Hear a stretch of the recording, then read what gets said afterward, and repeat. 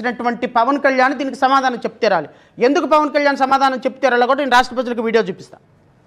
మహేష్ యాదవ్ గారిని మన ఏలూరు ఎంపీగా ముందుకు తీసుకెళ్తున్నాం. సైకిల్ గుర్తు మీద, తెలుగుదేశం పార్టీ మీద. వారిని గెలిపించమని ఎందుకు వచ్చానంటే మన భవిష్యత్తు కోసం, అది మన భవిష్యత్తు కోసం పవన్ కళ్యాణ్ గారు రికమెండ్ చేసినటువంటి ఎంపీ గారు ఈయన. మహేష్ యాదవ్ గారిని మన ఏలూరు ఎంపీగా ముందుకు తీసుకెళ్తున్నాం. సైకిల్ గుర్తు మీద, తెలుగుదేశం పార్టీ మీద.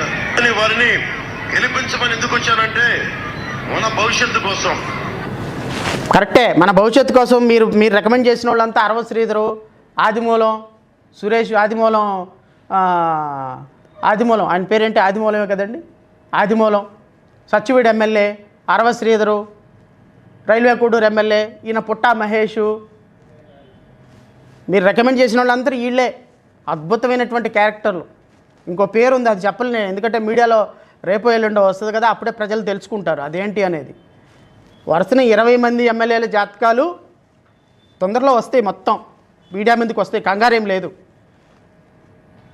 నేను గౌరవ హోమ్ మినిస్టర్ గారిని, మంత్రి గారిని, ఉప ముఖ్యమంత్రి గారిని, కాబోయే ముఖ్యమంత్రి గారిని నారా లోకేష్ గారిని కూడా అడుగుతున్నా, మీ ఎమ్మెల్యేలు, మీ ఎంపీలు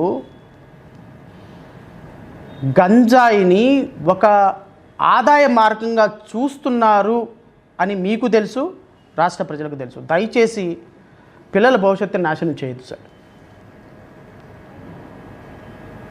పిల్లల భవిష్యత్తుని నాశనం చేయొద్దు. నా దగ్గరకు ఒక తండ్రి వచ్చాడు, ఏంటయ్యా ఎందుకు వచ్చావంటే, సార్ మా అబ్బాయిని పోలీసులకు పెట్టించాలి సార్ అన్నాడు. పోలీసులకు పెట్టించాలి, అమ్మ నాన్న వచ్చారు నా దగ్గరికి 10 రోజుల క్రితం. పోలీసులకు పట్టించడం ఏంటి అండి అన్న. సార్ చెప్పుకుంటే సిగ్గుచేడు సార్, చాలా దారుణమైన పరిస్థితిలో ఉన్నాం సార్ మేమని. ఏంటన్నా, బీటెక్ చదువుతున్నాడు సార్ అబ్బాయి, గంజాయి అలవాటైంది సార్, ఎవ్రీడే నన్ను, మా ఆవిడ్ని, మా ఇంట్లో పాపని చిత్త కొట్టేసి ఇల్లు మొత్తం నాశనం చేసేస్తున్నాడు సార్, ఏం చేయాలో అర్థం కావట్లేదు. హాస్పిటల్లో పెడితేనేమో చచ్చిపోతానంటున్నాడు. ఇతన్ని మేము వెళ్ళి హాస్పిటల్లో జాయిన్ చేసే పరిస్థితి లేదు, డ్రగ్ అడిక్షన్ సెంటర్కి తీసుకెళ్ళినా కూడా నిలబట్టం లేదు. ఏదో పోలీసుల ద్వారా మెంటల్ హాస్పిటల్ విశాఖపట్నానికి పంపిస్తే పోలీసుల ద్వారా వెళ్తే ట్రీట్మెంట్ ఇస్తారు అంట. మా ప్రమేయం లేకుండా మమ్మల్ని మేము పట్టిస్తే వాళ్ళని మమ్మల్ని చంపేస్తానంటున్నాడు. సంవత్సరం నుంచి ఆ పిల్లోడు డ్రగ్ ఎడిక్ట్ అయిపోయి మమ్మల్ని నరకం చూపించేస్తున్నాడు సార్ అని కాళ్ళు పట్టుకుని ఏడుస్తున్నారు. పోలీసుల ద్వారా తీసుకొని వెళ్ళిపోయి మెజిస్ట్రేట్ గారు ఒక ఆర్డర్ ఉంటుందండి, రిసెప్షన్, మెజిస్ట్రేట్ గారు రాసి మెంటల్ ఆసుపత్రికి, మెంటల్ అండ్ హెల్త్ హాస్పిటల్కి విశాఖపట్నం రికమెండ్ చేస్తే అతనికి అక్కడ ట్రీట్మెంట్ ఇస్తారు. మెజిస్ట్రేట్ ద్వారా వెళితే ప్రాపర్ ట్రీట్మెంట్ ఉంటుంది. అది ఒక్కసారి చేసి పెట్టండి, మాకు ఎట్లా తెలియదని అడుగుతున్నారు. ఎందుకంటే ఇలా అలవాటు అయిందంటే, మా అబ్బాయే కాదు సార్, అందరు ఇలాగే తయారైనారు సార్ మా ఏరియాలో అని. గంజాయి బ్యాచ్ స్వైర విహారం చేస్తున్నారు విజయవాడలో. ఎక్కడున్నారయ్యా ఉప ముఖ్యమంత్రి గారు అంటే షూటింగ్లో ఉన్నారు. ఆయన ఉత్సాద్ భగత్ సింగ్ షూటింగ్లో కూర్చొని ఉన్నారు. హోమ్ మినిస్టర్ గారు ఎక్కడున్నారా అంటే మున్సిపల్ స్టేడియంలో, హైదరాబాద్ విజయవాడ ఆడిటోరియంలో స్కిట్లు వేసుకుంటూ ఉన్నారు. పేపర్ల ముందుకొచ్చి, టీవీల ముందుకొచ్చి గంజాయి రహిత రాష్ట్రంగా ప్రజాప్రతినిధులు పెట్టి ₹1,00,000 ఖర్చు పెట్టి గంజాయి లేని రాష్ట్రాన్ని మేము సృష్టిస్తామని చెప్పేసి ₹1,00,000 ఖర్చు పెట్టి ప్రచారంగా చేస్తుంటే మీ ఎమ్మెల్యేలు, మీ ఎంపీలు ఏం చేస్తున్నారంటే గంజాయి అమ్మి, మద్యం అమ్మి, మైనింగ్ వ్యాపారంలో సాయంత్రానికి ఎంత డబ్బులు వచ్చినాయని దోచుకుంటుంటే మీ ఎమ్మెల్యేలు, మీ ఎంపీల మీద ఒక్క యాక్షన్ లేకపోగా మీరు రాష్ట్ర ప్రజల యొక్క భవిష్యత్తుతోటి, పిల్లల యొక్క ఆరోగ్యాలతోటి ఆడుకుంటున్నందుక మీకు 164 సీట్లు ఇచ్చింది. నేను హోమ్ మినిస్టర్ గారిని అడుగుతున్నా, నారా లోకేష్ గారిని అడుగుతున్నా, రేపు మీరు ముఖ్యమంత్రి పదవి చేపట్టాలనుకుంటుంది ఇలాంటి పనులు చేశా? మీ ఆర్థిక మూలాలను సమకూర్చుకోవడానికి పిల్లల ఆరోగ్యాన్ని మీరు పణంగా పెడతారా?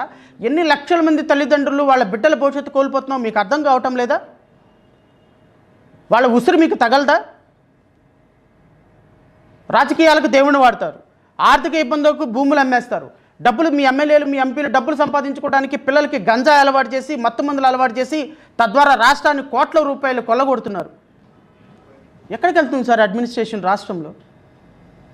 ఇది మీరు పరిపాలించేటువంటి పద్ధతి? మీకు 164 సీట్లు దీనికోసమైనా ఇచ్చింది అని రాష్ట్ర ప్రజలు అడుగుతున్నారు. రాష్ట్ర ప్రజలకు సమాధానం చెప్పండి సార్. రాష్ట్ర ప్రజల భవిష్యత్తు, పిల్లల భవిష్యత్తుతోటి గంజాయి వ్యాపారం చేసుకుని మా పార్టీ స్పష్టమైన ఎలిగేషన్ చేస్తుంది. రాష్ట్రంలో పండే ప్రతి కేజీ గంజాయి ఎమ్మెల్యే ఎంపీ ఆధ్వర్యంలో నడుస్తుంది. ప్రతి గంజాయి మొక్క మీ సూపర్విజన్ లేకుండా, మీ ఎమ్మెల్యేలు ఎంపీలు ప్రజాప్రతినిధులు సూపర్విజన్ లేకుండా పోలీసులు పండించలేరు, పోలీసులు పట్టుకోరు. ఎక్కడైతే డబ్బులు తేడా వస్తుందో అక్కడే మీరు పట్టుకుంటున్నారు. కొన్ని లక్షల కేజీల గంజాయి ఇప్పటి వరకు 24 నెలలు అవుతుంది. 2,50,000 కేజీల గంజాయి ఆంధ్రప్రదేశ్ రాష్ట్రంలో పట్టుబడింది. అంటే అర్థం ఏంటో తెలుసా? పట్టుబడిన గంజాయి 7,50,000 కేజీలు ఇతర రాష్ట్రాలకు తరలిపోతుంది. మీరు అన్నారు దేశంలో ఎక్కడ గంజాయి ఉన్నా గత ప్రభుత్వంలో ఆంధ్రప్రదేశ్ మూలాలని. రాష్ట్రంలో కాదమ్మా, దేశానికే ఇప్పుడు గంజాయి తలమానికంగా రాష్ట్రంలో ఎక్కడ పండుతుందంటే విశాఖపట్నం ఏరియాలో గంజాయి పండుతుంది.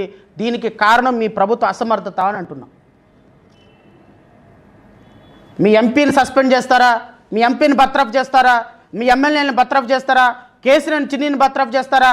రాష్ట్రంలో డబ్బులుకి గంజాయి వ్యాపారం చేస్తున్నటువంటి, మైనింగ్ మాఫియా చేస్తున్నటువంటి, లిక్కర్ వ్యాపారం చేస్తున్నటువంటి మీ ఎమ్మెల్యేని, క్యాసినో నడుపుతున్నటువంటి, ప్యాకాట్ నడుపుతున్నటువంటి మీ ఎమ్మెల్యేలని కట్టడి చేస్తారా లేదా మీ విచక్షణకే వదిలేస్తున్నాం. పవన్ కళ్యాణ్ గారిని కూడా నేను కోరుతున్నా, 164 సీట్లతోటి మీకు ఉప ముఖ్యమంత్రి పదవి ఇస్తే షూటింగులు చేసుకోమని కాదు సార్. ప్రెస్ మీట్లు లేకపోతే సక్సెస్ మీట్లో హైదరాబాద్లో పెట్టుకోమని కాదు సార్. ఈ రాష్ట్ర ప్రజలు మీ మీదుగా ఒక బాధ్యత పెట్టారు. ఆ బాధ్యతను సక్రమంగా నిర్వర్తించండి. ఇక నిర్వర్తించకపోతే 5 సంవత్సరాలు మీకు అధికారం ఇచ్చినటువంటి యువత తల్లిదండ్రులు నెత్తిన చెంగేసుకొని ఏడవటం తప్ప ఇక ఈ రాష్ట్రంలో వాళ్ళని బాగు చేయటానికో లేకపోతే వాళ్ళని బాగు చేసే నాయకుడో ఇంకొకడు లేరు. ఈ 3 సంవత్సరాలు రారు. ఎందుకంటే మీరు ఎన్ని చేసినా మీరే ముఖ్యమంత్రి, మీరే ఉప ముఖ్యమంత్రి, మీరే హోమ్ మినిస్టర్, మీరే ఐటీ శాఖ మంత్రి. ఏం చేయగలుగుతారు ప్రజలు చెప్పండి?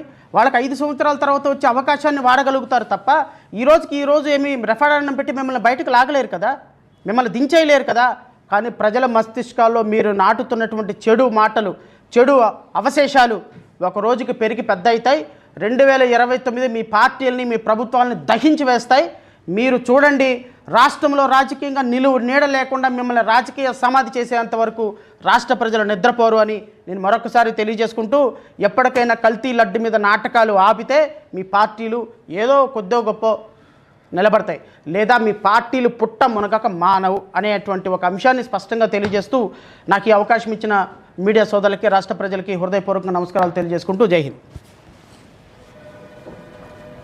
ఎవరిని అడుగుతారా ప్రశ్నలు సోదరులు, మిత్రులు? మన క్యాబినెట్ లో హెరిటేజ్ కి సంబంధించి 35 ఉద్యోగాలు వస్తున్నాయని భారీ రాయితీలు ఇచ్చారు. ఇప్పటివరకు హెరిటేజ్ కి ప్రభుత్వం సంబంధం లేదని కూడా బయట మాట్లాడుతున్నారు. ప్రస్తుతం ఏం చెప్తారు సార్? హెరిటేజ్ సంస్థ ఇప్పుడు ఈరోజు మధ్యాహ్నం 3 గంటలకి హైకోర్టులో ఆర్గ్యుమెంట్. సార్ వద్దు, తిరుమల వెంకటేశ్వర స్వామి మీద ఈ విధమైనటువంటి కొవ్వు, పంది కొవ్వు, ఎద్దు కొవ్వు ఆరోపణలు చేయొద్దు, ఇది ఆరోపణలు చేయొద్దు. ఇది మీరు వెంకటేశ్వర స్వామిని ఎంతగా అప్రతిష్ట పాలు చేసే ప్రయత్నం చేస్తే అంత మీ పార్టీకి దెబ్బ. ఆయన మహిమలు మీ ఎవ్వరికీ అర్థం కావు. కలియుగ దైవం మీద మీరు చేస్తున్నటువంటి రాక్షస క్రీడ మీ పార్టీ అంతానికి దారి తీస్తుందని నేను గౌరవ ముఖ్యమంత్రి గారికి, గౌరవ ఉప ముఖ్యమంత్రి గారికి చాలా వినయపూర్వకంగా రిక్వెస్ట్ చేశాను.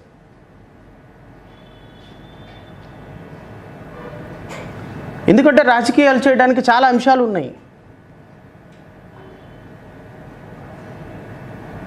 ఒక మాజీ ముఖ్యమంత్రి మీద, ఒక రాజకీయ పార్టీ మీద మీరు రాజకీయంగా ఆరోపణలు చేయడానికి చాలా అంశాలు ఉంటాయి.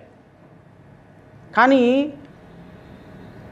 దేవునితో ఆడేటువంటి రాక్షస క్రీడ మీ జీవితాలని తలకిందులు చేస్తుంది, మీ పార్టీ సర్వనాశనం లేకుండా చేస్తుంది, మీకు రాజకీయ భవిష్యత్తు లేకుండా చేసేటువంటి ఒక పాపం మీకు పండింది అని నేను ఆ రోజే చెప్పాను. నేను చెప్పినట్టుగానే పంది కొవ్వు, ఎద్దు కొవ్వు కడాన తిరుమల లడ్డూల్లో కలిసిందని మీరు ఆడినటువంటి రాక్షస క్రీడకి, మీ రాక్షస క్రీడని ఇంకా దానికి కొంత మసాలా వేసి ఈ రాక్షస క్రీడని సుదూరంగా తీసుకెళ్లేటువంటి ప్రయత్నం చేసినటువంటి గౌరవ ఉప ముఖ్యమంత్రి గారు పవన్ కళ్యాణ్ కూడా నేను చెప్పిన, అయ్యా మీరు ఆడేటువంటి రాక్షస క్రీడ వెంకటేశ్వర స్వామి పాపం మీకు తగులుతోంది, కోటాను కోట్ల మంది భక్తుల ఉసురు మీకు తగులుతుంది, మీ పార్టీలు చేసేటువంటి ఈ రాక్షస క్రీడలో మీరే మునిగిపోతారు, పుట్ట మునిగిపోద్ది మీకు అని చెప్పాను. నేను వింటారా? వినలా. పుట్ట మునిగి అడిదిరిగి ఇందాపూర్ నుంచి వచ్చి హెరిటేజ్లో నుంచి వెళ్ళి ఇందాపూర్లో నుంచి దిగి ఆగిన దాకా చాప మొత్తం తడిసిన దాకా మీకు తెలియలా కింద తడిసిపోయిందని. అప్పుడు లెగిసి అర్రెని ఆపుకుంటున్నారు. ఏం ఉపయోగం? తడవాల్సిన తోట తడిసిపోయింది. పోనీ చెప్పినప్పుడు ఏమైనా కాస్త కూస్త ఏదో శ్రావణ్ కుమార్ ఏదో 4 మాటలు చెప్పాడు, విందాము, మంచోడో చెడ్డోడో చిన్నోడో పెద్దోడో చెప్పింది మంచి విషయమే కదా, వెంకటేశ్వర స్వామి మీద రాజకీయాలు ఎందుకు అని ఆగారు.